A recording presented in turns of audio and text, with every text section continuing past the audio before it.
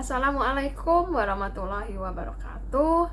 Bertemu lagi dengan saya Lediana, tutor di PKBM Bina Insani pada pembelajaran online mata pelajaran ekonomi. Baiklah, untuk pertemuan kita kali ini kita memasuki modul 3, masih di modul 3, yaitu unit kedua yang berjudul menabung lebih awal. Baiklah, untuk mempersingkat waktu kita, sebaiknya kita langsung saja mulai pelajaran kita pada hari ini. Baiklah, langsung saja kita memulai pelajaran kita pada hari ini, yaitu tentang menabung lebih awal. Pastinya teman-teman di sini sudah paham apa sih yang disebut dengan menabung.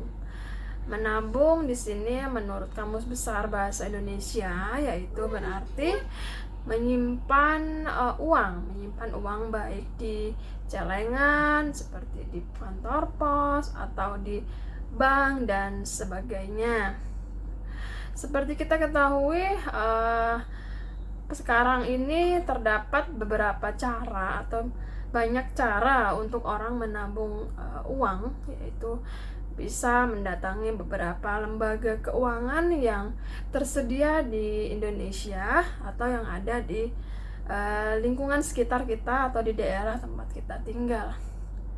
Nah, hal itu menjadi karena seseorang ingin uang tersebut yang ditabungkan itu aman, maka mereka harus menempatkan uangnya di lembaga keuangan yang sudah ditunjuk oleh pemerintah. Baiklah, langsung saja sebelum kita memutuskan untuk menyimpan uang kita di mana, kita baiknya mempelajari terlebih dahulu berbagai macam lembaga keuangan yang terdapat pada tabel berikut di samping, yaitu tabel tentang lembaga jasa keuangan di Indonesia. Pada tabel berikut ini terdapat berbagai jenis perbankan. Selain itu ada juga bank umum konvensional, yaitu dan bank umum syariah, serta bank perkreditan rakyat umum dan bank perkreditan rakyat syariah. Itulah yang terdiri dari berbagai macam perbankan. Nah, dari beberapa macam jenis perbankan tersebut tentunya memiliki jasa layanan dan produk-produk yang berbeda-beda di setiap lembaga keuangan atau bank. Yang pertama, kita akan membahas tentang jasa perbankan lainnya, yaitu yang ada di bank umum konvensional, biasanya yaitu berupa bank garansi dan safe deposit box. Kemudian yang terdapat di bank umum syariah itu biasanya berupa sama seperti di bank konvensional, yaitu bank garansi dan safe deposit box. Sedangkan yang ada di perbankan bank perkreditan rakyat umum, biasanya mereka tidak ada yang namanya safe deposit box dan bank garansi. Sedangkan di bank perkreditan rakyat syariah pun sama seperti bank perkreditan rakyat umum. Kemudian kita akan memasuki jika kita menabung atau mengunjungi suatu bank, tentunya kita sudah menentukan atau kita bingung apa produk yang akan kita daftar. Seperti misalnya contohnya pada bank umum konvensional, jasa dan produknya adalah yang ditawarkan yaitu berupa kredit, kemudian ada giro, selanjutnya ada deposito dan tabungan. Pada bank umum syariah, jasa dan produknya yaitu berupa pembiayaan, giro juga, deposit dan tabungan. sama dengan bank umum konvensional. Sedangkan produk dan jasa yang ditawarkan di bank perkreditan rakyat umum yaitu berupa kredit juga, ada giro, ada deposito dan tabungan. Selanjutnya yang ditawarkan di bank perkreditan rakyat syariah antara lain pembiayaan, giro, deposito dan tabungan. Dari produk-produk jasa layanan tersebut tentunya tidak memiliki perbedaan yang signifikan. Oleh karena itu, selanjutnya kita akan membahas tentang lembaga jasa keuangan non-bank. Jadi selain bank ada juga lembaga lain yaitu yang bergerak di bidang keuangan non-bank, yaitu yang pertama bentuknya seperti perusahaan asuransi, kemudian lembaga pembiayaan, dana pensiun, dan lembaga jasa keuangan lainnya. Lembaga-lembaga tersebut terdiri dari berbagai macam perusahaan lagi yang bergerak di bidang tersebut. Salah satunya di asuransi ada beberapa lembaga juga, yaitu yang terdiri dari perusahaan asuransi jiwa, perusahaan reasuransi, perusahaan pialang, agen asuransi, agen asuransi, kemudian perusahaan penilaian kerugian, perusahaan konsultan aktuaria, badan penyelenggara jaminan sosial atau kita tahu disebut dengan BPJS, kemudian perusahaan asuransi kerugian dan surveyor asuransi. Selanjutnya di lembaga pembiayaan terdiri dari perusahaan pembiayaan, perusahaan modal ventura, perusahaan pembiayaan infrastruktur. Sedangkan yang bergerak di bidang dana pensiun yaitu seperti dana pensiun memberi kerja atau DPPK, dana pensiun lembaga keuangan atau DPLK, kemudian badan penyelenggara jaminan sosial atau BPJS. Selanjutnya yang termasuk di lembaga jasa keuangan lainnya yaitu pegadaian, kemudian lembaga keuangan mikro termasuk koperasi contohnya, dan perusahaan penjaminan, lembaga pembiayaan ekspor di Indonesia, dan perusahaan pembiayaan sekunder perumahan. Nah, dari beberapa lembaga keuangan non-bank tersebut terdapat produk-produk dan jasa yang mereka tawarkan juga, yaitu antara lain di asuransi ada produk yang kita ketahui seperti asuransi kendaraan bermotor, kemudian asuransi properti, asuransi kecelakaan diri, asuransi jiwa berjangka, asuransi unit link, dan asuransi jiwa seumur hidup, asuransi kredit, asuransi jiwa dan harta benda.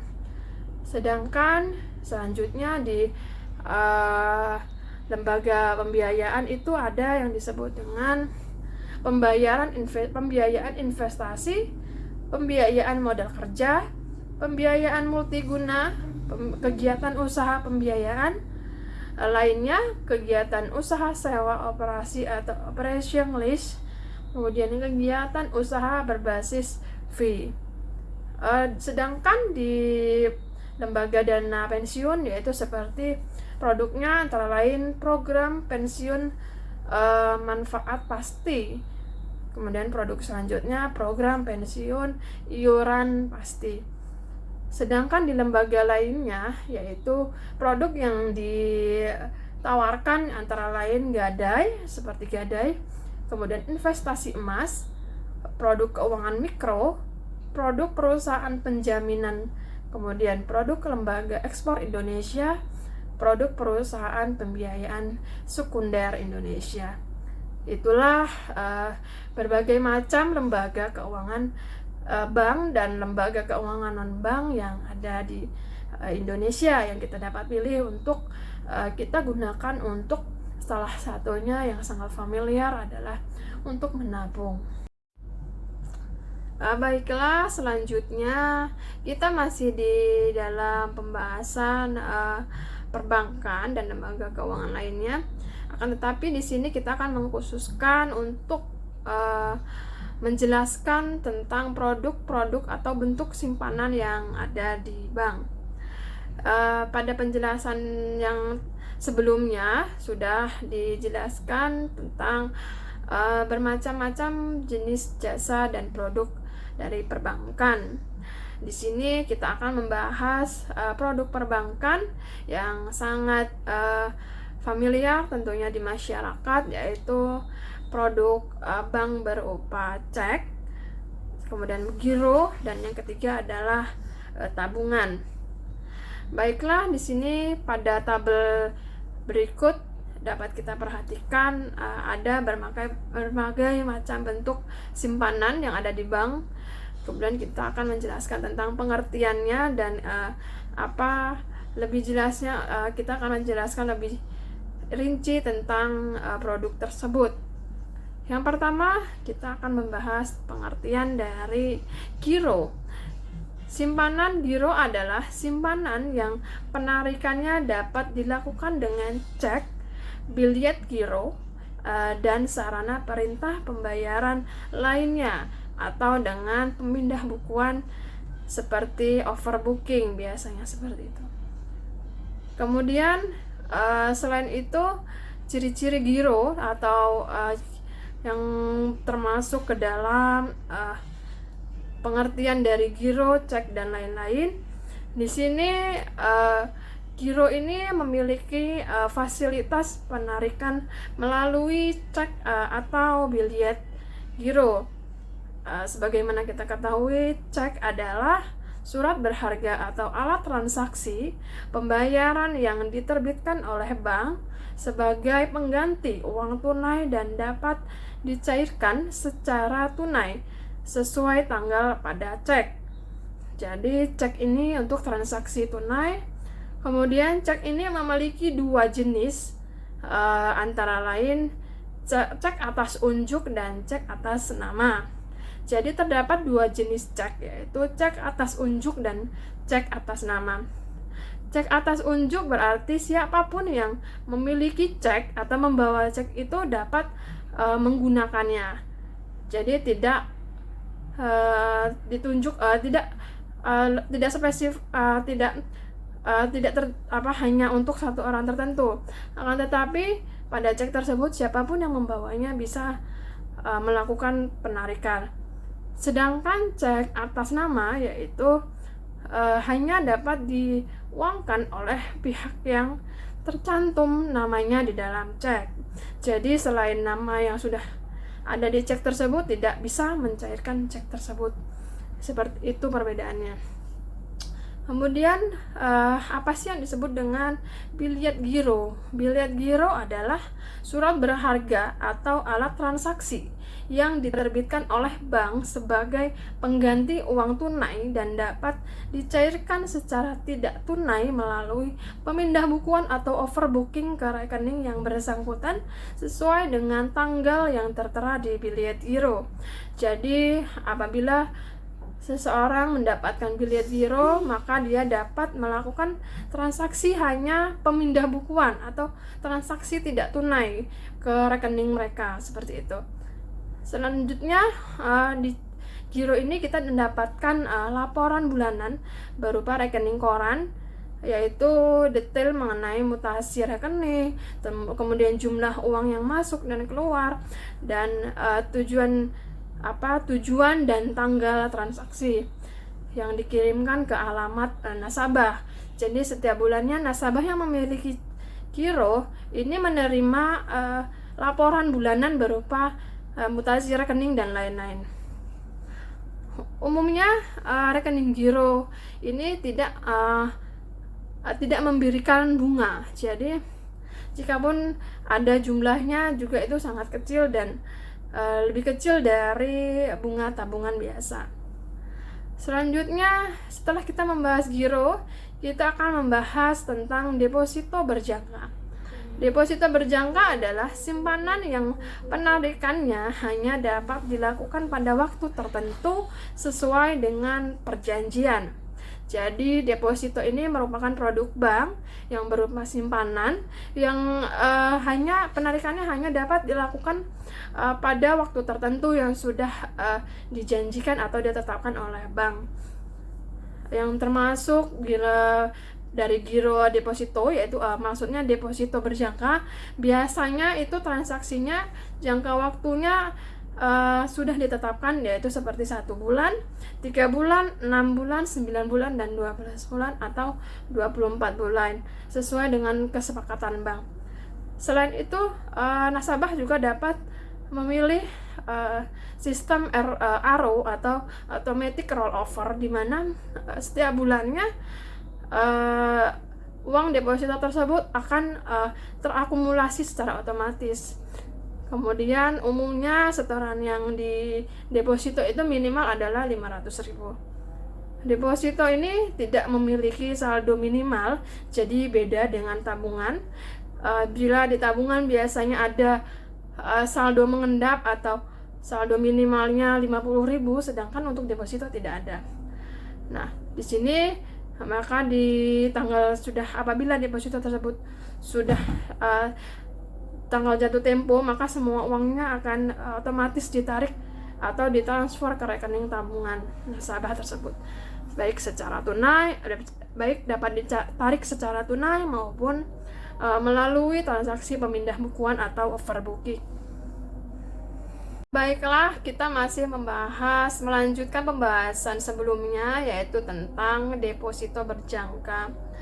Tadi sudah saya jelaskan apa saja sih ciri-ciri produk dari deposito berjangka atau ciri khas dari deposito berjangka. Selanjutnya masih ada di sini, yaitu antara lain biasanya itu pencairan deposito apabila nasabah mencairkan deposito sebelum jangka waktu yang sudah ditetapkan atau perjanjian dengan bank. Biasanya tanggal yang sudah ditetapkan oleh bank, sebelum tanggal tersebut nasabah ini mendapatkan denda, biasanya apabila mencairkan deposito di luar tanggal yang telah ditetapkan.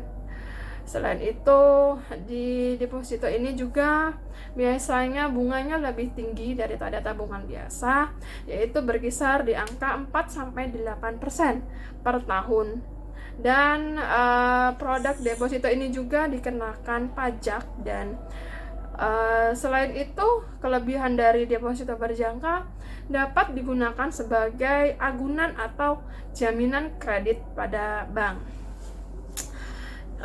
Itulah ciri dari produk atau ciri khas dari produk deposito berjangka. Selanjutnya kita akan membahas tentang produk bank yang sangat terkenal di masyarakat dan banyak digunakan oleh masyarakat, yaitu adalah tabungan.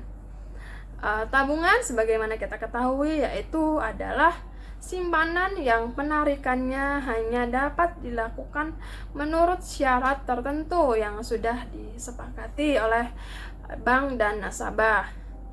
Apakah yang termasuk ke dalam ciri-ciri tabungan atau ciri khas dari tabungan, produk tabungan, yaitu produk ini uangnya atau uang kita yang di bank, yang di tabungan ini dapat kita tarik kapanpun kita mau atau kapan saja. Dan kemudian persyaratan setoran awal atau saldo minimal itu ada syarat saldo minimal atau saldo mengendap, tentunya seperti itu. Kemudian penarikan uang dapat ditarik dengan menggunakan buku tabungan atau ATM. Selain itu, pendapatan bunga yang ada di produk tabungan itu cenderung kecil dari produk deposito pastinya, yaitu di angka 1-3% per tahun. Dan produk tersebut juga dikenakan pajak dan terdapat biaya administrasi per bulannya. Jadi biaya administrasi ini dipotong dari rekening tabungan kita setiap bulannya. Baiklah, sudah kita jelaskan materi kita pada hari ini. Tentunya dari penjelasan ini teman-teman dapat mengerti tentang produk bank dan jasa perbankan dan lembaga perbankan lainnya yang ada di Indonesia. Baiklah, cukup sekian dulu pembahasan materi kita pada hari ini. Sampai jumpa lagi di pertemuan selanjutnya. Saya akhiri, wassalamualaikum warahmatullahi wabarakatuh.